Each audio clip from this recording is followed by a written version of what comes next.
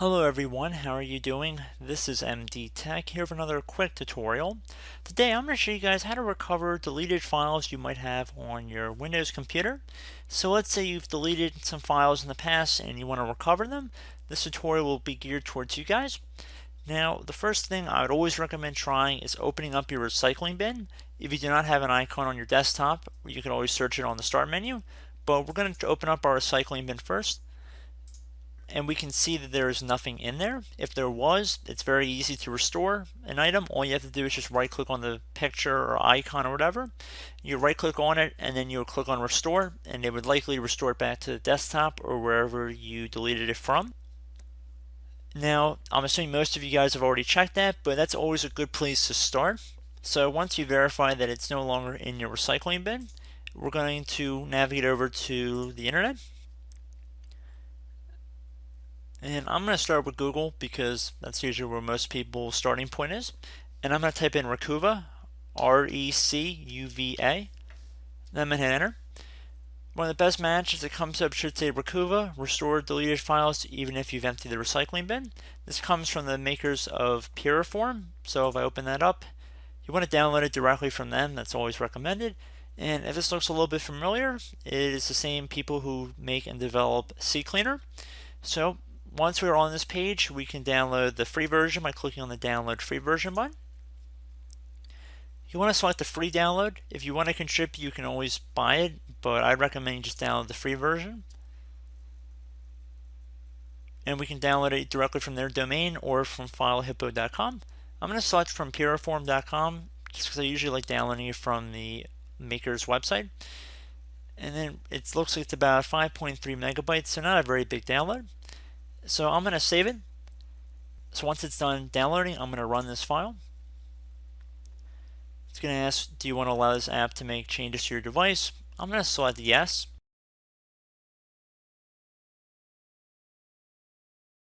So it says, by installing this product, you agree to our license agreement and privacy policy. I'm going to select the customize button at the bottom right here because that's typically what I do, even though this is a trusted program. And I'm actually going to just keep everything checked here. Doesn't seem like there's any third-party programs that are being installed. So I'm going to uncheck this box that says Review Release Notes, and I'm just going to go right ahead and run Recuva. I hope I'm pronouncing it right. This is just how I've always pronounced it. So it's going to say, Welcome to Recuva Wizard. I'm going to select Next. Now it's going to ask what sort of files you're trying to recover. Now, if you really want to specify, this is definitely the time. For the purpose of this video, and you can go do further searches from here, you don't have to just do one search and you're done with the program.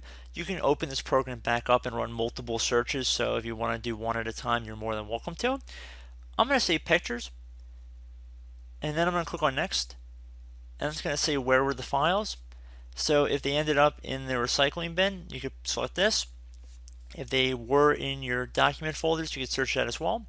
And you're more than welcome to search everywhere on this computer, and I typically would recommend that, to be honest. Once you've selected that, I'm going to click on next.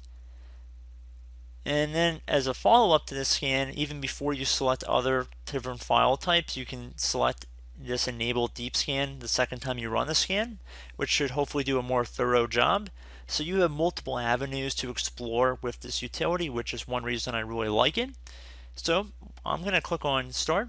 This should begin scanning. This will take a couple moments, so it's actually pretty quick because this hard drive, I believe, is only about 25 gigabytes, so that's why it's running so quick.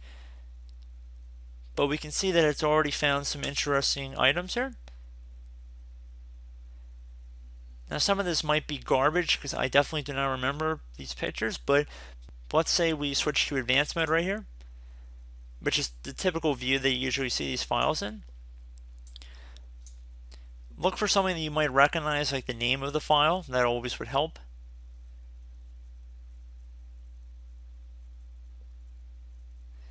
So I'm going to select this star highlight.png, or it depends what you're looking for.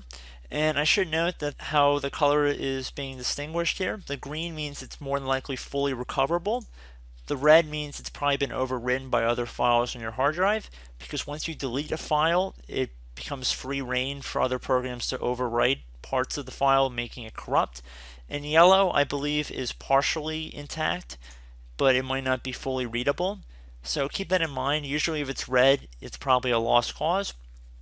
I'm going to select this green one right here. I'm going to check box it in here. You have to check the box right next to it, and then click on the recover button. And then you can select the location for the recovery. I'm just going to set the desktop. It's going to ask you, do you want to restore it to the same drive? And that makes sense if you had a corrupt hard drive or something, but we are not going to worry about that in this video. So I'm going to click on OK. So we see that this image that was at one point on this computer has been recovered. Now I believe this was related to some other program, but it just requires a little bit of focus to actually go through and check. It's a lot easier to do with documents. It's a lot easier to distinguish what file is what. So just if we actually open up the program after the first time we launch it, so if you wanted to run a follow-up scan, then you click on next. Let's say we search documents now. Let's just say I'm not sure where they were. I'm going to enable the deep scan. And it's going to be a pretty thorough process, so this might take a couple moments. Actually, you know what? I don't think I'm actually going to let this thing finish. It's going to take quite a while. But I mean, I think you guys get the point. Documents, it should have the file name and then the path of the file. So it's going to be pretty straightforward. And like I said, it will show you the file name, the path, and so forth. You have the checkbox next to the file you want to recover. Left click on recover down here and then select the path. Now this is not going to be guaranteed to work for everybody. The sooner and more recent you've deleted the file, the better likelihood you're going to be able to recover it. That's just a fact of life. But I do hope that this tutorial was able to help you guys out, and I will catch you in the next tutorial. Goodbye.